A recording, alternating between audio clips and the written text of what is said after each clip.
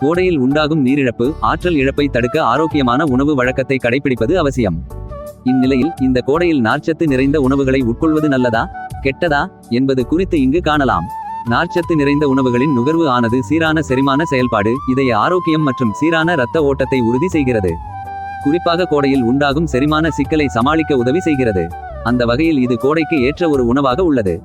நார்ச்சத்து நிறைந்த உணவுகளை இந்த கோடையில் எடுத்துக்கொள்வது கோடையில் உண்டாகும் ஆற்றல் இழப்பை தடுக்கிறது. மேலும் உடலுக்கு போதுமான ஊட்டத்தை அளித்து நாள் முழுவதும் புத்துணர்ச்சியுடன் வைத்துக் கொள்ளும். கோடையில் பெரும்பான்மை மக்கள் எதிர்கொள்ளும் பிரச்சனைகளில் ஒன்று உடல் உஷ்ணம் மற்றும் மலச்சிக்கல். நார்ச்சத்து மிக்க உணவுகளின் நுகர்வு இந்த மலச்சிக்கலை தீர்க்க உதவியாக உள்ளது. கோடையில் போதுமான அளவு நார்ச்சத்து எடுத்துக்கொள்ள தேர்வு செய்யப்பட்டு உணவுப் பொருட்களை ஆரோக்கியமான வழியில் எடுத்துக்கொள்வது அவசியம். அந்த வகையில் நார்ச்சத்து மிக்க பழங்களை பழச்சாறு, ஸ்மூத்தி வடிவில் எடுத்துக்கொள்ளலாம்.